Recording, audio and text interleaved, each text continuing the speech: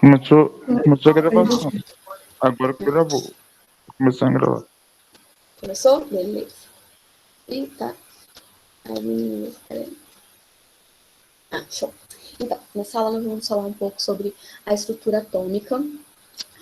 Mas antes, eu gostaria de trazer para vocês a ideia de modelo.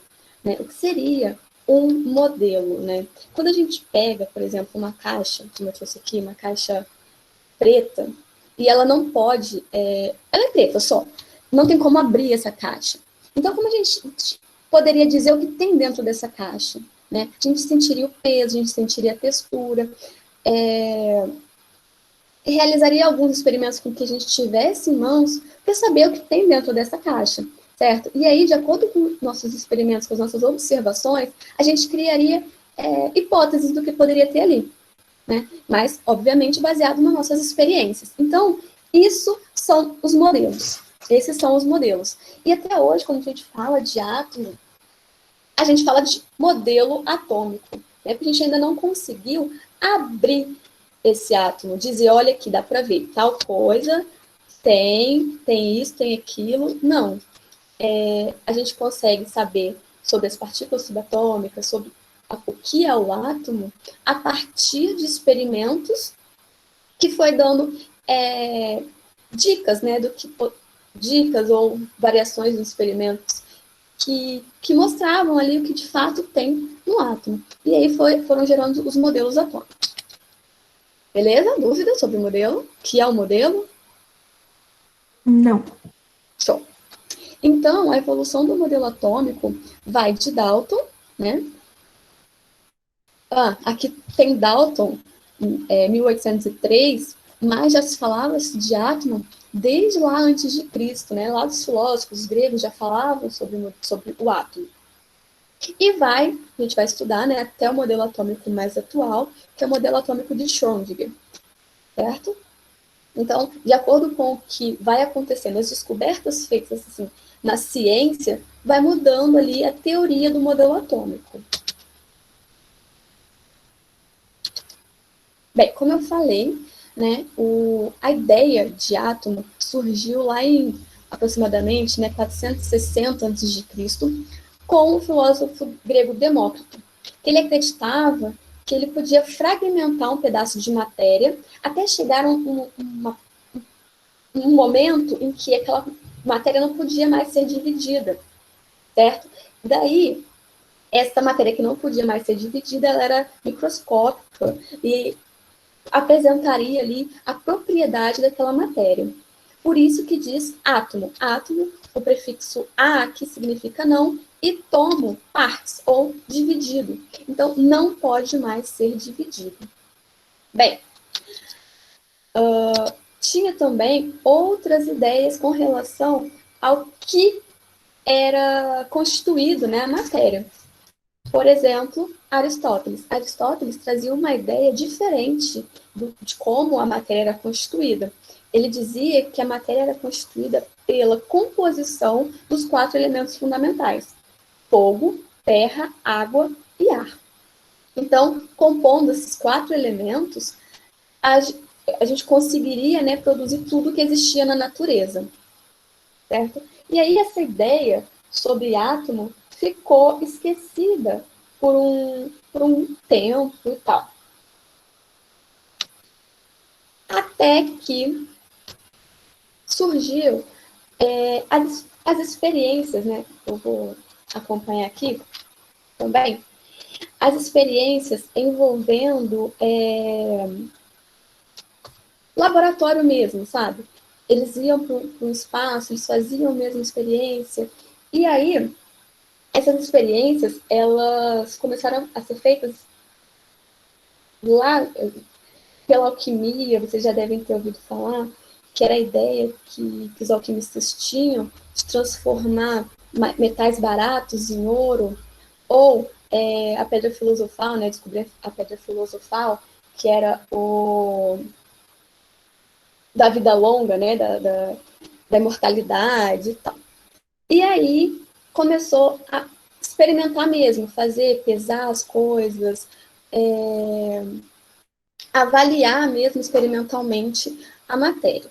Daí, Lavoisier, eu estou trazendo assim, os principais cientistas assim, que contribuíram para a evolução atômica, tá lembrando?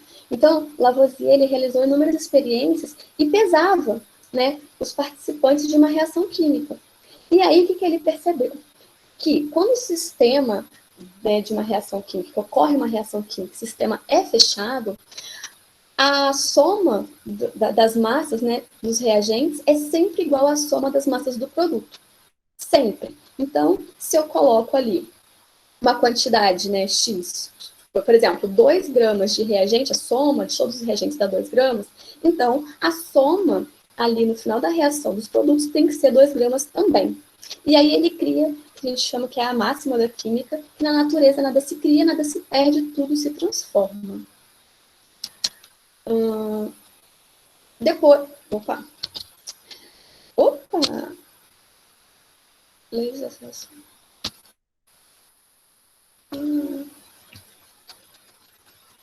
Faltou um slide. Cadê?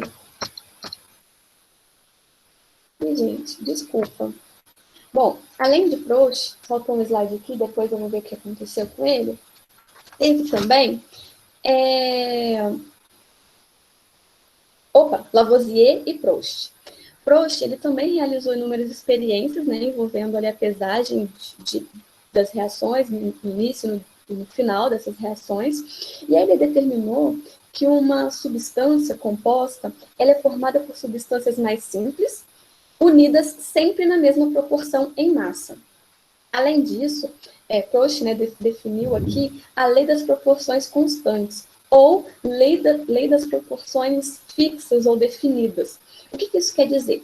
Lembra quando disse que Lavoisier pesava, né, a massa dos reagentes e a massa dos produtos e tinha que dar a mesma quantidade?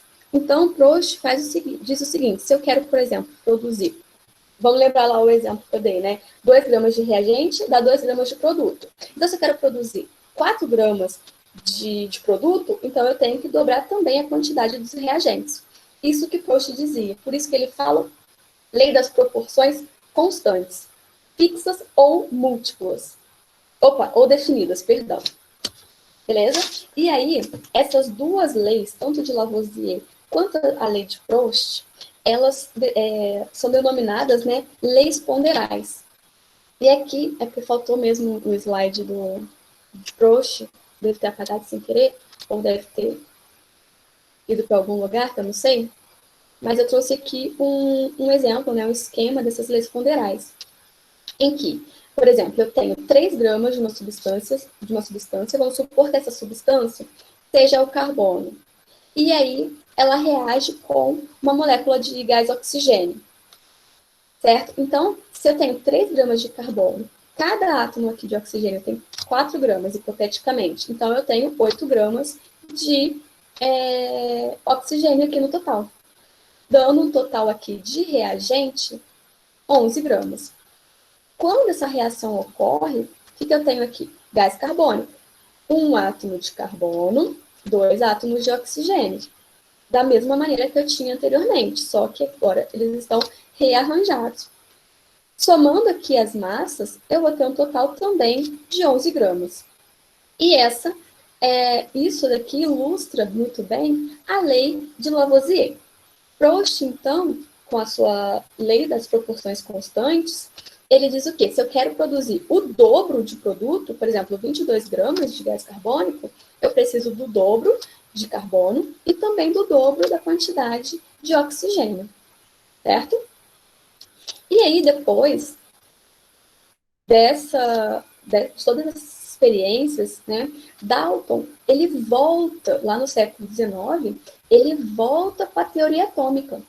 Bom, já que nada se perde, nada se cria, já que Proust e Lavoisier provou que ocorre ali o rearranjo dos átomos, não estou perdendo massa, não estou perdendo nada, ele volta, né, à teoria de modelo atômico proposta por Demócrito, né?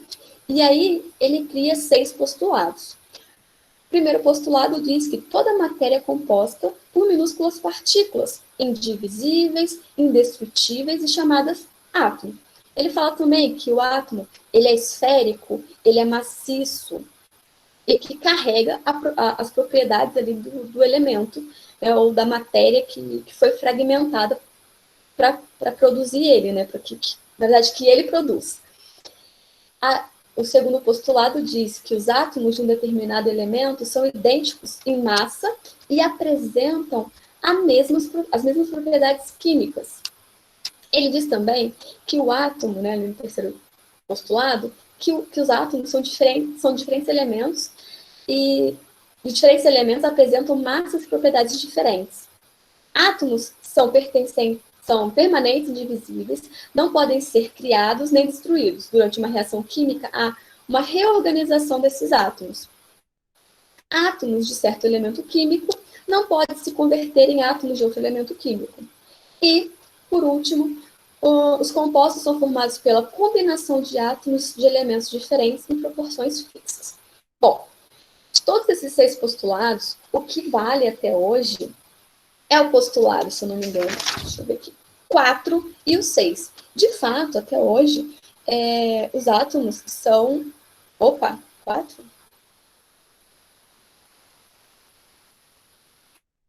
Tá, os átomos... Tá. Na verdade, eles não são indivisíveis, né? Na verdade, o que ocorre aqui no 4 é que, de fato, os átomos, eles, quando participam ali de uma reação química, os elementos, na verdade, participam de uma reação química, há uma reorganização dos átomos. Eu precisaria ter reescrevido isso.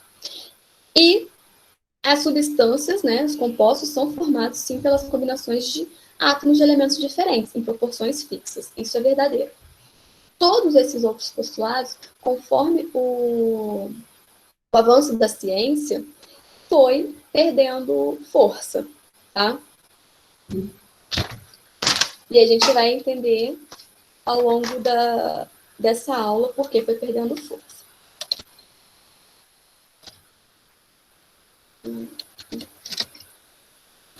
Opa. Então, resumidamente, o átomo de Dalton, ele é uma esfera maciça, extremamente pequena, indestrutível, indivisível e eletricamente neutra. Né? Então, aqui você tem um grãozinho de ferro. A representação esquemática do átomo de ferro, né, na visão de Dalton, são essas bolinhas aqui. E aí, esse modelo atômico, popularmente é conhecido como modelo de bola de bilhar, né, bola de sinuca, porque ela é esférica, maciça e tal. Então, se assemelha a uma bola de bilhar. Então, popularmente, quando fala bola de bilhar, o modelo atômico de bola de bilhar, trata-se do modelo atômico de Dalton. Bom, um fato agora que mudou muito a visão atômica foi a eletricidade. Mas a palavra eletricidade, surgiu lá no século VI a.C., com Tales de Mileto. Ele percebeu o quê? Que quando ele criava, né, fazia atrito com um bastão de resíduos, nessa época, né, um bastão de resíduos chamado âmbar, num tecido ou na pele animal, esse âmbar ele passava a atrair objetos leves, pena, folha seca, fragmentos de palha, muito pequenininhos também, né, óbvio. Daí, surgiu o termo, né, eletricidade, que deriva de elétron, da palavra grega que significa âmbar. Bem, vale lembrar que nessa época, né, da filosofia e tal, os filósofos, claro, obviamente, contribuíram muito para o avanço de muita coisa, né, da tecnologia. Só que, nessa época, eles faziam as observações. Eles observavam, anotavam, mas nem sempre eles buscavam explicar aquelas observações. Né? Às vezes também porque não tinha ali naquele momento, naquela época, ferramenta que pudesse explicar aquela observação que ele fazia. Então, pronto. Eletricidade vem, né, do termo elétron, designado por Mileto, que significa âmbar. Vocês já fizeram esse experimento, tipo, com pente? Passa um pente assim, ó, no cabelo, pente de plástico, e aí... Já fiz. Então, Também já fiz. Então, quem não fez, tenta em casa. Pega um pente de plástico, faz um atrito no cabelo ou numa lã, e aí corta vários pedacinhos de papel e chega perto, assim, ó, esse pente, né, eletrizado perto do papel. O pente vai atrair. Ou então, com bola de aniversário, também. Você passa, assim, a bola de aniversário no cabelo e vai subindo, assim, a bola, o cabelo vai... aqueles frizz do cabelo, vai tudo arrepiando. Não entendi. Esse experimento eu já fiz já. Então, e aí isso comprova, né, a eletricidade ali. Bem, falando ainda sobre eletricidade, a gente precisa lembrar falar também sobre Benjamin Franklin, porque ele realizou estudos muito importantes, né, nessa área.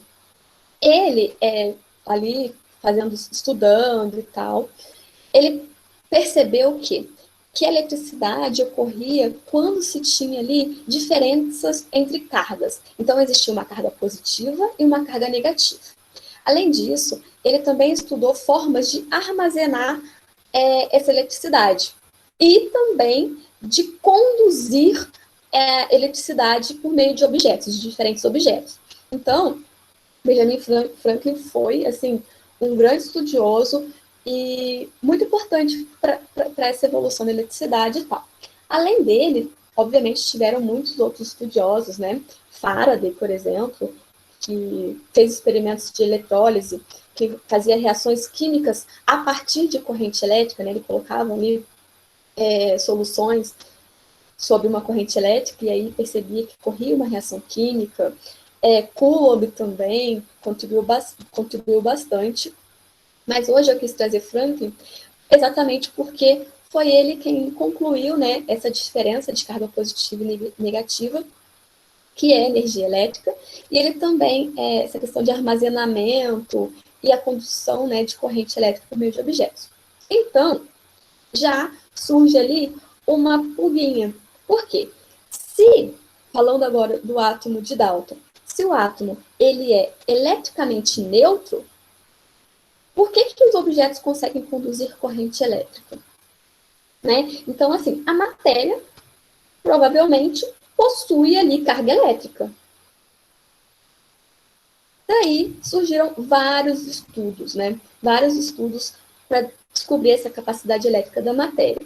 Mas o que trouxe assim, para a gente também, né, um grande avanço para uma nova teoria atômica foram os estudos com tubos de descarga elétrica, como esse daqui, desenvolvido por Gessler, em que esse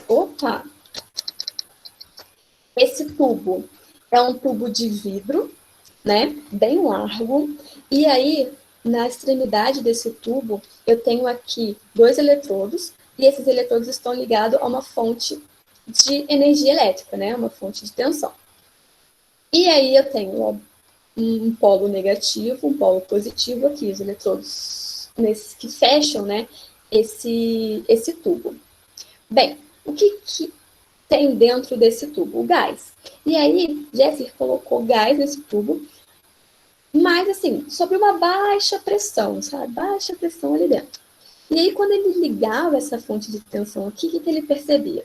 Que esse gás, ele ganhava uma cor. Além disso, ele percebeu que aqui dentro, as descargas elétricas, elas já não eram mais barulhentas, né? Quando a gente pensa em descarga elétrica, logo a gente pensa no trovão, né? Nos raios e tal. Então, dentro desse tubo aqui, as descargas elétricas, elas não eram barulhentas. Esse gás também adquiriu uma coloração e cada gás, né? Cada diferente gás dava uma coloração diferente. E a gente observa isso hoje em dia nos tubos de neon, né? Eu trouxe aqui uma ilustração. Então, os tubos de neon, ele utiliza, né, faz o uso dessa prática aqui. Além disso, as lâmpadas fluorescentes também, o princípio das lâmpadas fluorescentes vem desse tubo de Gessler. Bem, a partir desse tubo de Gessler, muitos outros cientistas adaptavam, né, esse tubo, né, para estudar mesmo o comportamento dos gases de acordo com várias outras situações. E aí, Crookes, ele desenvolveu um tubo um pouquinho diferente, mas só só na disposição ali dos eletrodos e tal. E aí, o que ele percebeu, né, aqui dentro? O que ele mudou também, além da disposição dos eletrodos? Ele conseguiu deixar aqui dentro um vácuo. E aí colocou um gás ali dentro, sob uma pressão muito, muito baixa, tipo, praticamente vácuo, e o gás ficou ali. E aí, o que ele percebeu? Quando ele ligava aqui a sua fonte de energia, saía, né, um feixe luminoso do polo negativo, que era denominado cátodo, e partia em direção ao polo positivo, denominado ânodo. E aí ele atravessava, ele não conseguia, na verdade, ver esse feixe, mas ele viu o quê? Uma mancha luminosa, esverdeada aqui no final desse tubo. Mas o quê? E ele percebeu o quê? Quando ele aumentava o vácuo dentro desse tubo aqui, dessa ampola, a mancha ficava mais intensa. Bem, ele não conseguiu explicar a natureza desse feixe luminoso, mas esse feixe luminoso ficou conhecido como raios catódicos, porque sai do polo negativo, chamado cátodo. Tudo bem? E aí que vem a descoberta do... Nossa Senhora! Do próton. Então, o próton foi também descoberto utilizando aqui um tubo de descarga elétrica. Também houve aqui uma alteração. O que aconteceu? O Goldstein, ele colocou o eletrodo aqui, né, o cátodo, no meio da ampola, né, sabendo que ele tem carga negativa. Além disso, ele colocou também uma placa aqui, né, ligada a esse cátodo, uma placa perfurada. Tinha vários furinhos. Logo, quando ele ligava aqui a fonte de energia externa, ele conseguia observar os raios catódicos já descobertos por Crookes, que saía do cátodo em direção ao ânodo, mas ele percebeu também que no sentido oposto, que passava aqui por esses orifícios, né, da placa, um outro feixe de luz, né, um feixe de luz avermelhado, que ele chamou de raios anódicos, ou raios canais. Bem, pensando, se eu tenho aqui um potencial com carga, né, negativa, obviamente o que passa por esses orifícios aqui tem que apresentar carga contrária, carga positiva. Lembrando, né?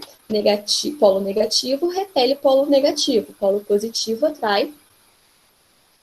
Negativo repele negativo, positivo repele positivo, certo? Então, não passava aqui raios catódicos, né? Raios com feixes com carga, na verdade, negativa. Ficou confuso? Ou deu para entender? Me embolei com negativo e positivo. Não, deu para entender. A ideia é essa, que só podia passar aqui por esses orifícios aqui algo que fosse positivo, algo que tivesse carga positiva, tudo bem? Porque o que era negativo era repelido pelo eletrodo. Essa é a ideia. E aí ficou, assim, determinado que também havia dentro das substâncias gasosas uma região que era positiva. E aí houve, né, a descoberta do próton. Na verdade, assim, mais estudos sobre os prótons, quem fez foi Rutherford. Mas, assim, só para que a matéria era composta por algo positivo e algo negativo, foi tudo feito aí por esses tubos de descarga elétrica. Bem, então, Rutherford, Thomson, nessa mesma época, né, de estudos dos raios catódicos, do estudo desses feixes luminosos, ele também fez os seus experimentos. né? Ele pegou essa ampola e adicionou aqui, ó, dá para ver um X, né? Um objeto fixo dentro, no interior da ampola. E aí ele percebeu o quê? Que quando ligava aqui, né, o feixe luminoso passava, batia, né, se encontrava aqui com o objeto que ele colocou na ampola e fazia aqui uma sombra. Isso quer dizer o quê? Que esse feixe luminoso, ele se propaga em linha reta, certo? E, de fato, ele sai da região catódica, né, do polo negativo, em direção à região anódica, polo positivo. Segundo o experimento que ele fez, que determinou também, que ajudou, que contribuiu para a teoria dele atômica, foi colocar aqui, ó, um catavento bem lubrificado, né, para não ter atrito dentro do tubo. E aí esse catavento, quando ele ligava aqui, ó, essa fonte, né, de energia externa, esse catavento ocorria aqui a formação dos raios catódicos e esse catavento se movia em direção, por exemplo, se aqui tivesse o cátodo, né, polo negativo, o catavento ia para a direita. Se ele mudasse, colocasse aqui o cátodo e aqui o anodo, aqui então o polo negativo, o catavento ia na outra direção. E aí, o que ele concluiu com isso? Que esses raios catódicos possuem massa. Se possui massa, ocupa lugar no espaço. Se possui massa e ocupa lugar no espaço, esses raios nada mais é do que matéria, né? Lembra lá a definição de matéria que nós já estudamos. E também fez um terceiro experimento. O que ele colocou aqui nesse experimento? Tá aqui, ó, o seu feixe, né, de raios catódicos. E aí, esse daqui é um ímã com a parte negativa próxima ao tubo. Quando ele aproximava esse ímã ao tubo, o que acontecia com os feixes de raios catódicos? Eles se repeliam, né? Eles se afastavam. Quando ele mudava aqui esse ímã, colocando a parte positiva do ímã próximo ao tubo, esse feixe era atraído pelo ímã. E aí ele também concluiu que esses raios catódicos eram formados por partículas negativamente carregadas. Beleza? Dúvidas sobre os experimentos até agora? Professora, só tiro uma dúvida. Tem aquele primeiro experimento que tem uma cruz de Malta? Por acaso tem alguma coisa a ver com o prisma? Também é mais ou menos parecido? Alguma coisa assim? Não tem nada a ver. Não, prisma não. Porque o prisma, tá, ele faz outra coisa. Aqui é só a sombra mesmo. Ah, entendi. Tá? O prisma, okay, tá, ele... Tá. A gente vai falar sobre o prisma, mas em outra ocasião. Alguma outra dúvida? Tá, então vamos continuar. Professora Suzy. Ah, tá. Tudo bem, Matheus.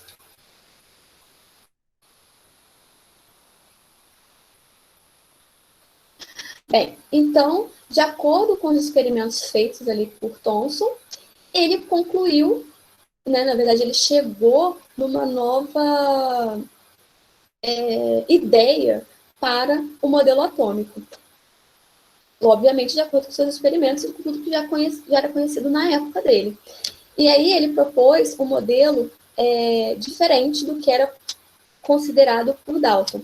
Ele disse que o átomo ele era constituído por uma esfera, sim, mas essa esfera era maciça, carregada, né, carregada positivamente, e incrustados nessa massa positiva, eu tinha aqui cargas negativas. Thomson, ele também, né, estudando lá a questão da eletricidade e tal, ele determinou que a razão entre a carga do elétron e a massa do elétron daria numa constante, que é essa constante aqui, ó, menos 1,7588 vezes 10 a oitava coulombs por grama. E aí, Ele não sabia qual era a carga do elétron e ele não sabia qual era a massa do elétron, mas ele sabia que a razão tinha esse valor. Tá?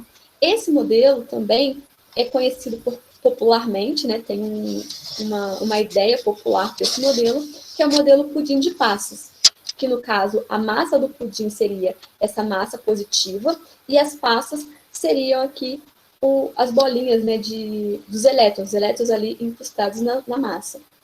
Então, popularmente, o modelo atômico de Thomson é conhecido como pudim de passas. Beleza? Show. Beleza, professora.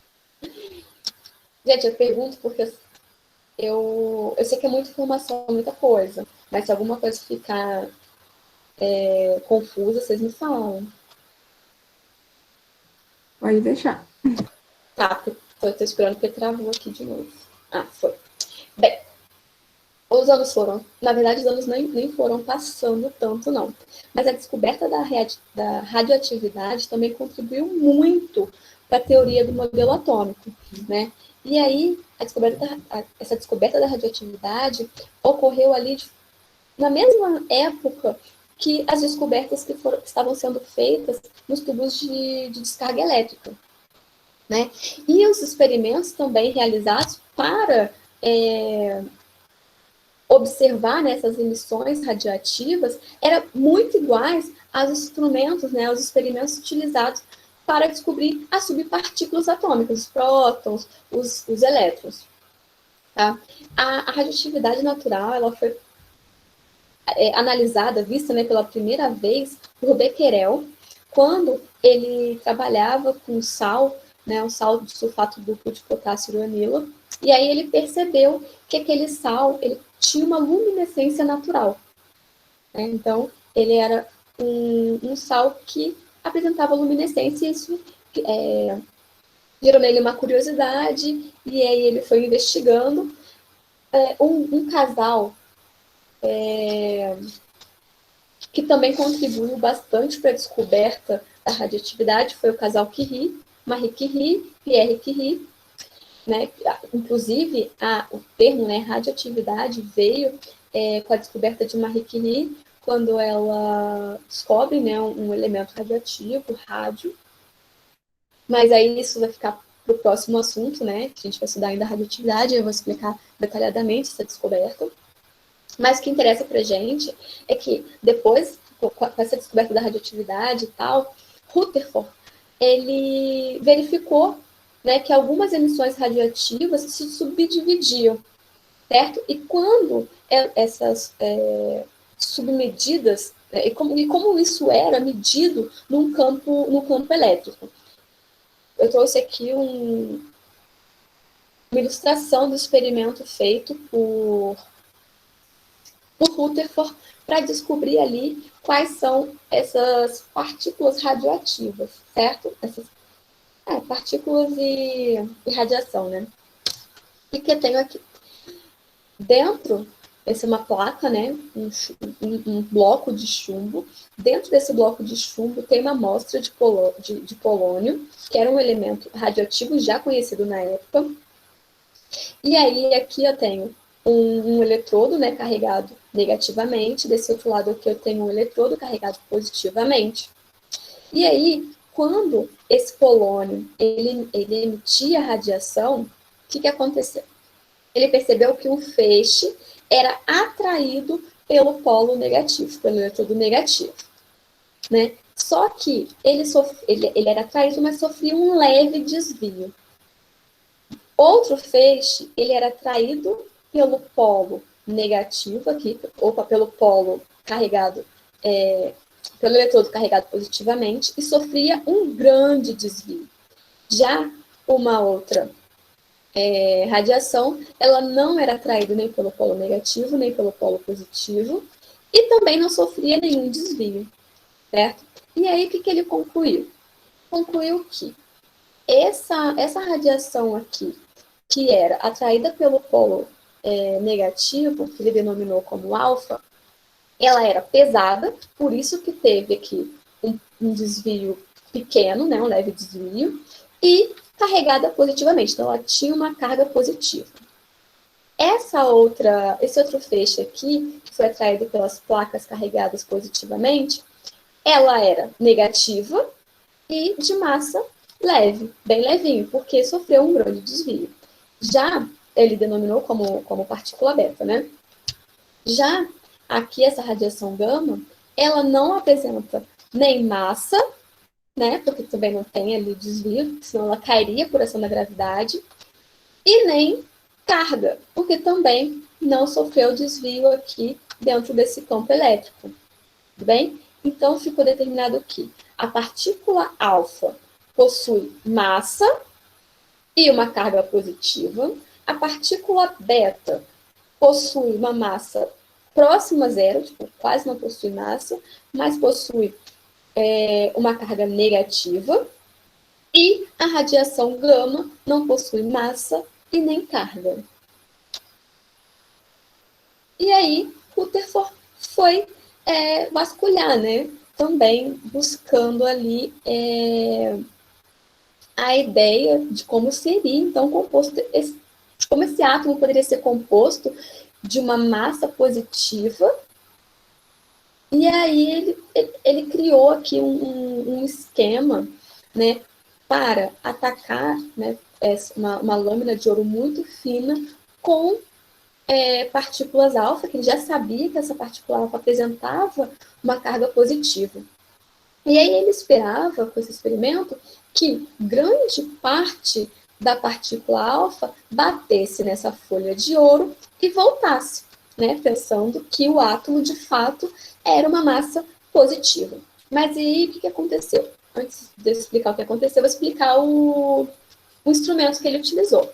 Também, dentro de um bloco de chumbo, ele colocou aqui uma fonte, né, de partícula alfa, muito provavelmente polônio, uma lâmina, né, uma folha muito, muito, muito fininha de ouro, e aqui um filme fotográfico, ou bem parecido com aquele negócio, aquele material que faz raio-x, sabe? Já fizeram raio-x, e aí vem uma lâmina, assim, não uma lâmina. Um filme fotográfico mesmo. Acho que vocês já devem ter visto. Se não, me falem que eu mando foto depois no grupo, lá no WhatsApp. Bem, e aí o que ele percebeu? Quando esse feixe, ele chocava aqui a folha de ouro, uma grande parte passava direto, sem... Nossa, passava super direto, sem nenhum problema. Pouquíssimos feixes desse batiam e sofriam assim, leves desvios. E uma quantidade menor ainda batia e ricocheteava e voltava. Lógico que ele não via esse feixe, né? Ele calculou isso, né? Ele percebeu isso olhando aqui, ó, a sua folha de filme fotográfico, tá? E aí, o que ele concluiu? Que a partícula alfa, a maior parte passava direto, de boa, tranquila. Uma pequena parte batia e ricocheteava. Então, quer dizer o quê? Que ali dentro dessa lâmina de ouro existe uma muito pequena região que é positiva, né? Porque cargas positivas, né, da partícula alfa com uma carga positiva que tivesse ali dentro daquela folha, daquela lâmina de ouro, sofre ali a repulsão, né? Elas se repelem. E as que sofriam leves desvios é porque... A alfa da negativa, professora? Alfa é positiva. A alfa da negativa? Não. E a beta que é positiva? É o contrário, ó. Alfa é positivo porque é atraído pelo campo negativo. Sim.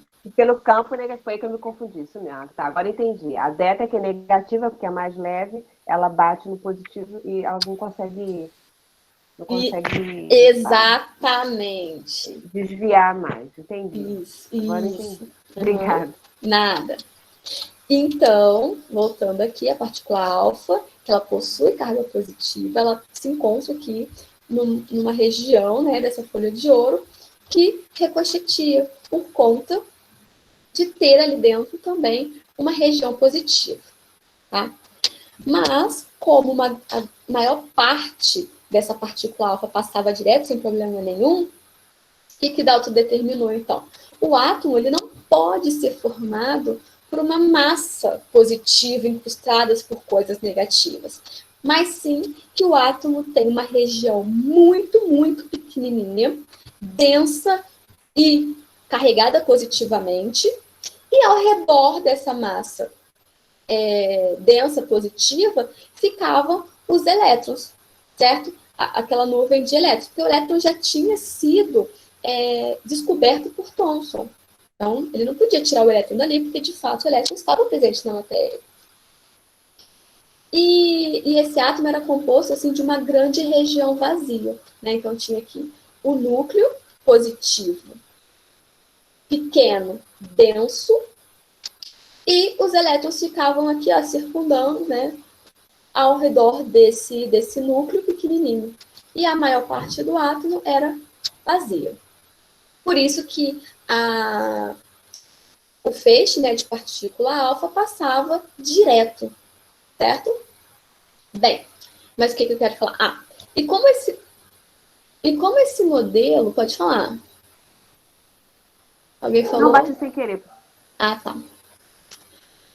E como esse modelo ficou conhecido popularmente? Como modelo planetário, né? Como se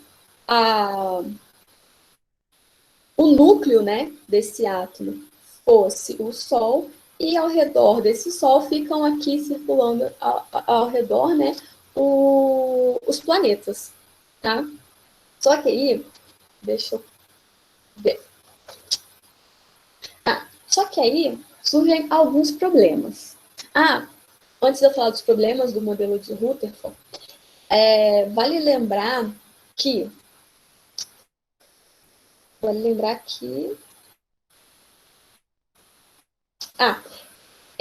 quando falas também de átomo nucleado, é o surgimento do núcleo, tá? Provavelmente vocês vão ver aí por aí em exercícios, o átomo nucleado surgiu a partir do modelo de Rutherford. Ele que disse que existia um núcleo.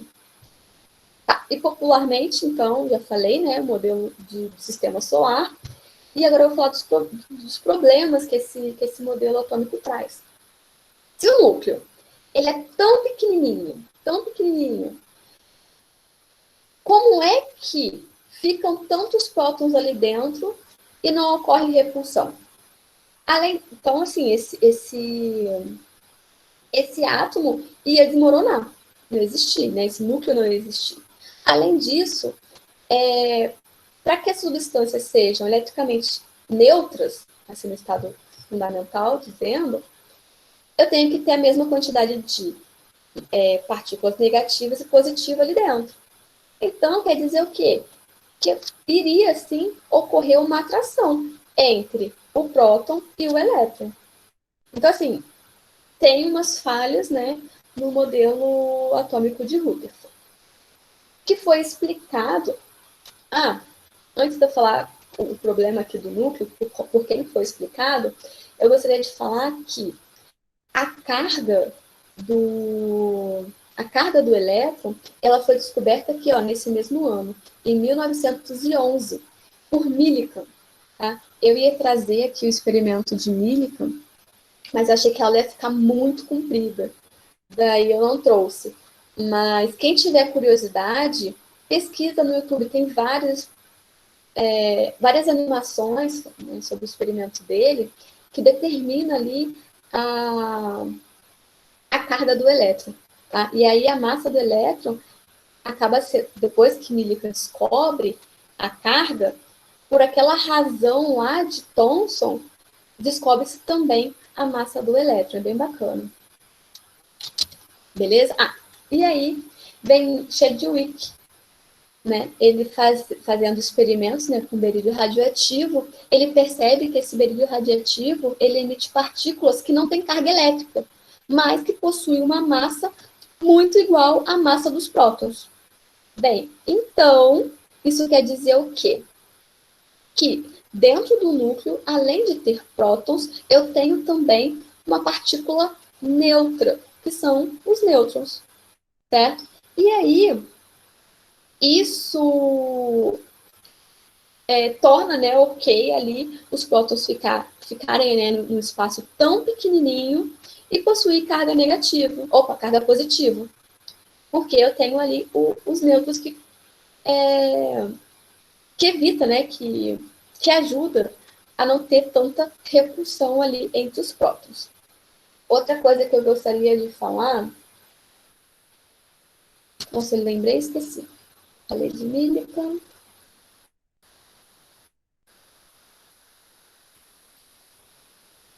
Tá. Se eu lembrar de novo, eu falo, desculpa.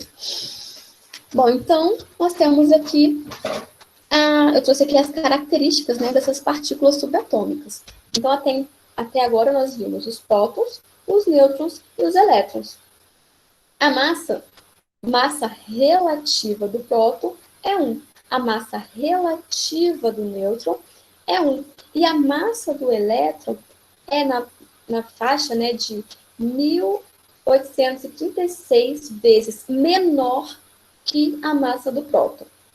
Além disso, o próton apresenta carga positiva, o nêutron apresenta carga nula e o elétron apresenta carga negativa.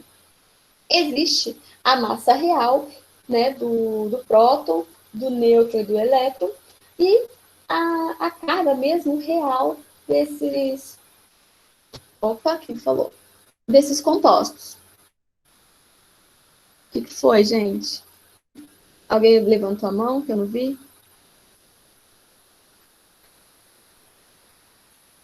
Tá, eu que escutei um barulhinho aqui, e aí eu olhei para ver se era mensagem.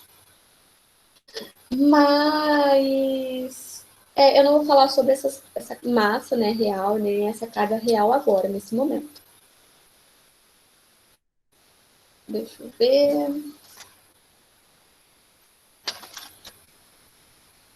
Tá.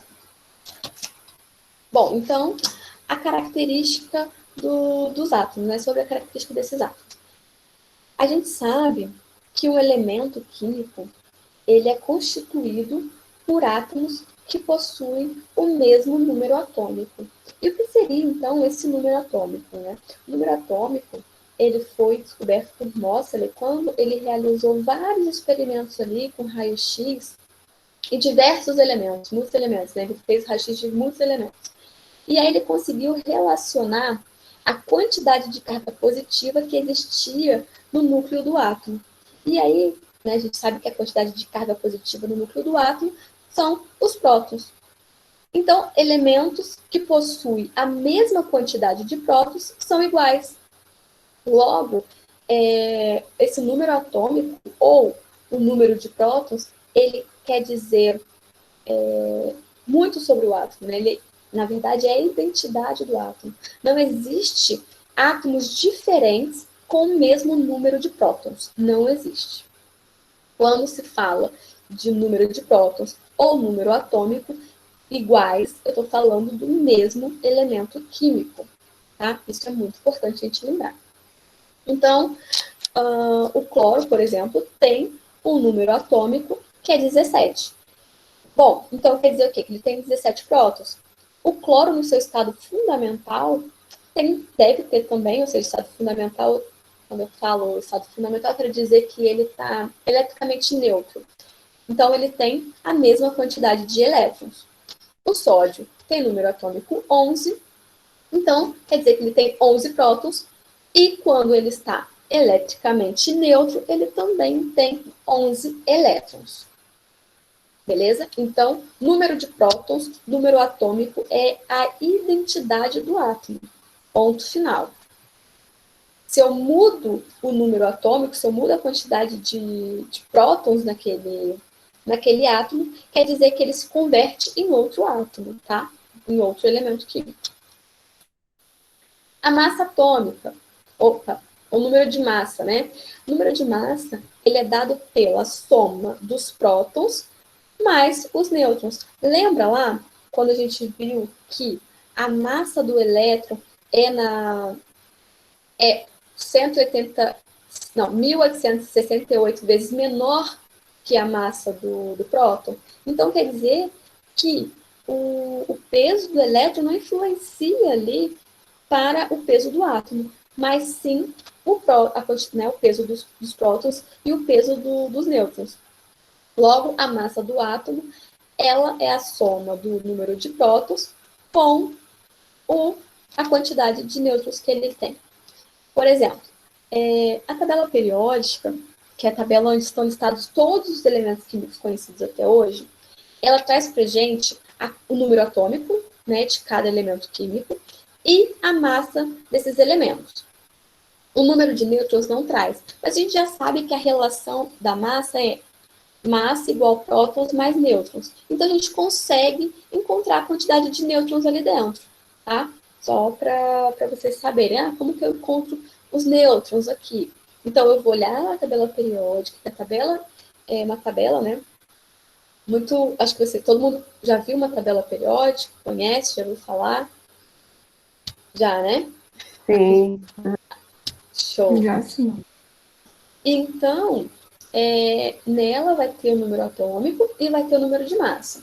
E o número de nêutrons eu só preciso subtrair, né? O número de massa do número de prótons, do número atômico. E aí, como a gente representa um elemento químico? Um elemento químico, coloquei o X aqui, um hipotético, vai ter o número de massa em cima e o número atômico embaixo, tá? Então, vai vir aqui, por exemplo, se fosse aqui o cálcio, né? Ele tem o número de massa 40 e o número atômico 20. Logo, ficaria 40 em cima e 20 embaixo. Bom, professora, peguei aqui uma questão, está escrito Ca, 20 em cima, 40 em cima e 20 embaixo. Eu não sei o que é a massa, o que é o número atômico. Mas você sabe o quê? A definição de massa. Você sabe que a massa é igual ao prótons mais nêutrons. E você sabe que o número de prótons é igual ao número atômico. Então, o número de massa sempre vai ser o maior número. Então, se o maior número está em cima, quer dizer o quê? Que ele é a massa. E o menor número sempre vai ser o número atômico. Tudo bem? Então, não tem como confundir o que está em cima com o que está embaixo, tá? Eu estou falando isso porque já me perguntaram isso, né? Mas lembrando aqui, a definição não tem como errar. E aí, nós temos também os íons. O que é um íon? Íon é uma espécie química que apresenta um número de prótons diferente do número de nêutrons. Lembra, o número de prótons é o número atômico, a identidade do átomo. Já o número de elétrons, não. Então, existem átomos, né, existem elementos que têm a capacidade de ganhar elétrons e o outro de perder elétrons. Então, a substância que ganha um elétron, ela é chamada de ânion. Lembra lá que, lá das ampolas mesmo, que o ânion, o anodo, né? Ele recebia o feixe de luz, o feixe luminoso, que saía lá do polo negativo, dos cátodos. Então, faz sentido, né? Aqui a nomenclatura. Então, quer dizer o quê? Que o ânion, ele recebe, ele ganha elétrons. Já os cátions, né? Eles perdem elétrons. Lembra que o feixe luminoso lá do tubo de Crookes saiu o quê? Partícula negativa do cátodo em direção ao ânodo. Então, o cátion é a substância que perde, né, elétrons, perde partículas negativas. Por que na nomenclatura, então, por exemplo, aqui, o átomo de cloro neutro, então que não perdeu nem ganhou elétron, ele ganha uma coisa, ele fica negativo, né? Porque o elétron possui carga negativa. Quando a gente ganha algo negativo, a gente fica cada vez mais negativo. Já aqui nesse caso, o sódio, quando ele está aqui, eletricamente neutro, ele perde um elétron, ele está se livrando de algo negativo. Então, ele está cada vez ficando mais positivo, tá? Então, lembrem-se disso. Ganhar elétron é ficar cada vez mais negativo. Perder elétron é ficar cada vez mais positivo. Beleza? Tem dúvida sobre isso? A gente vai falar muito sobre essa questão. Não, tranquilo.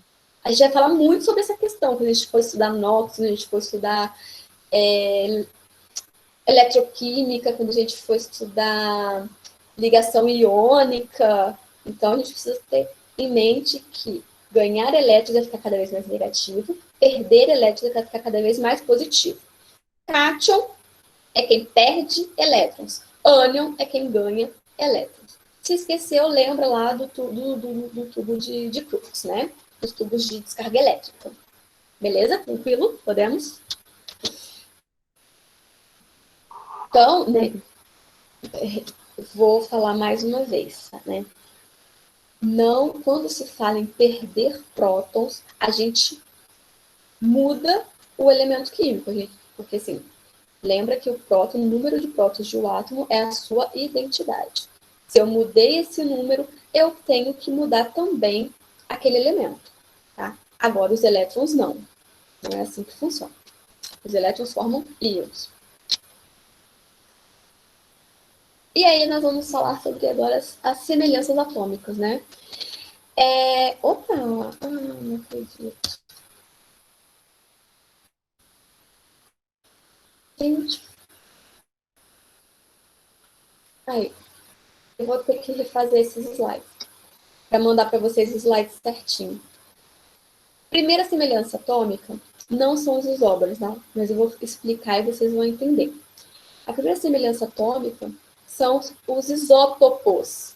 Os isótopos são átomos que apresentam o mesmo número atômico, mas diferente número de massa.